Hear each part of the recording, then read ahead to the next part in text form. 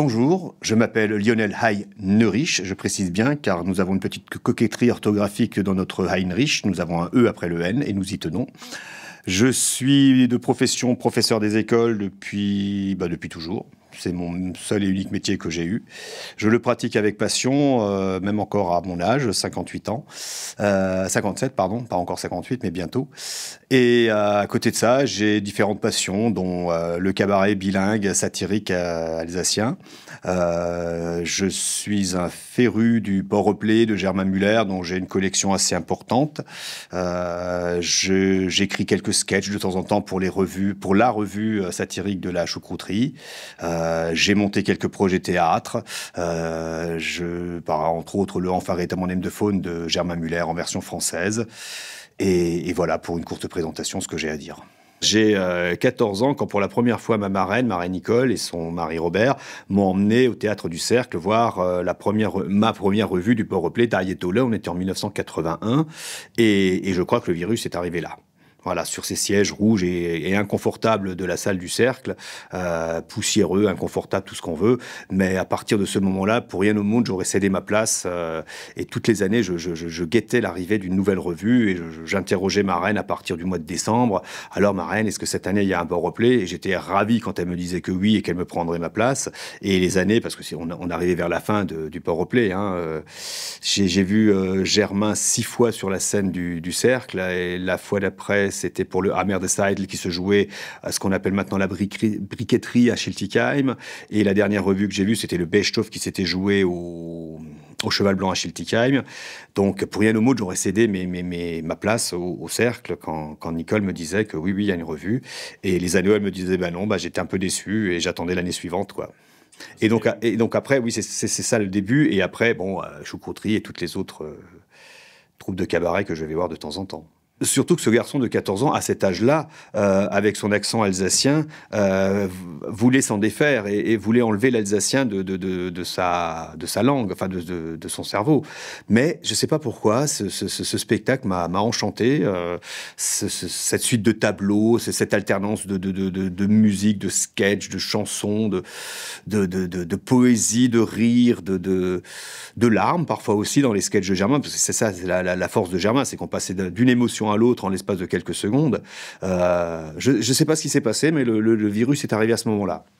Et c'est étrangement concomitamment avec mon côté, j'avais honte de mon accent, donc j'évitais de parler l'alsacien. Et quelques années après, je me suis rendu compte que j'avais fait une énorme connerie à cette adolescence et j'ai couru, et je cours peut-être encore aujourd'hui après ma langue, et je ne l'ai pas vraiment rattrapé. J'ai peur que non.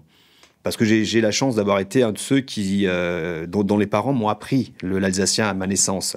Je fais pas partie de cette génération du chic de parler français. Non, mes parents m'ont enseigné l'alsacien dès le départ.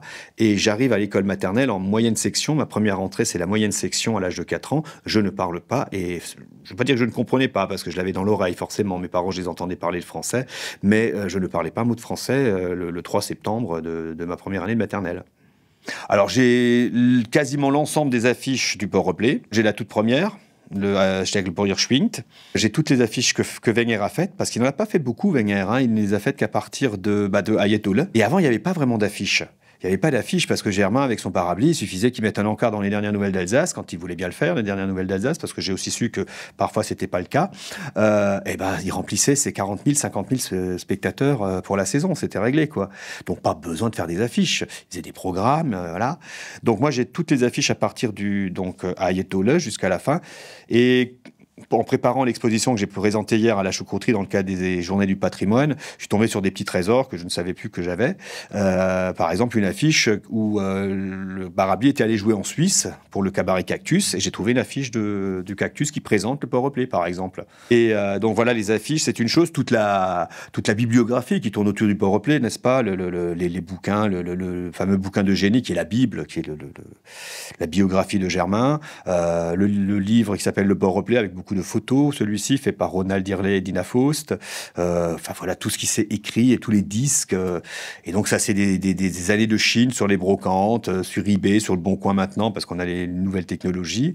Et il y a 4 ans, j'ai acquis un vrai trésor, c'est-à-dire, il y a eu cette fameuse vente aux enchères de la famille Muller qui a mis aux enchères tout ce qui était dans l'appartement de Dina Faust, qui était à ce moment-là déjà à l'EHPAD. Et j'y suis allé et j'ai vraiment acheté 6 cartons que j'ai ramenés à la maison. Le soir même, je les ai même pas compulsés. Je savais pas trop ce que c'était. C'est le lendemain, dimanche matin, que je me suis mis à farfouiller là-dedans.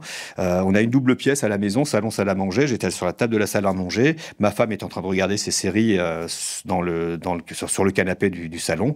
Et toutes les 8 minutes à peu près, je manquais de lui faire une crise cardiaque parce que je hurlais devant telle ou telle chose qui... Par exemple, cette affiche dont je te parlais, j'ai trouvé l'affiche du Stegle pour Swing, j'ai trouvé les bulletins de Germain Muller, j'ai trouvé... Et au fil de mes découvertes, je me suis dit, mais attends, ça je connais, ça j'en ai entendu parler.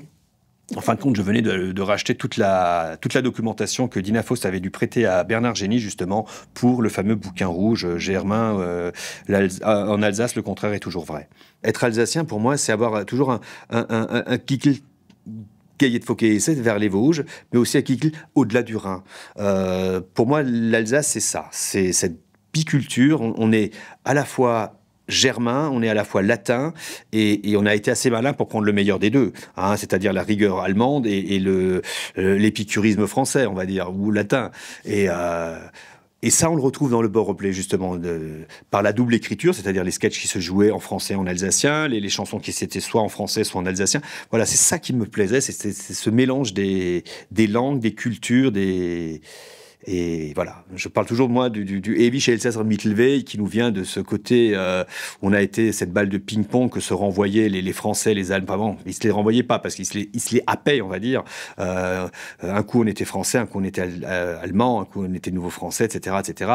Avec toujours des drames et ça s'est jamais fait dans la douceur, hein, ces contrebalancements. Et tout ça on le retrouve dans l'essence même du Port-au-Play, ce côté. Germain le disait, il a ce fameux truc avec cette lunette. Quand il jouait le français, il n'avait pas de lunettes. Quand il jouait l'allemand, il avait des lunettes. Et puis quand il l'avait au milieu, il sait ça, quoi.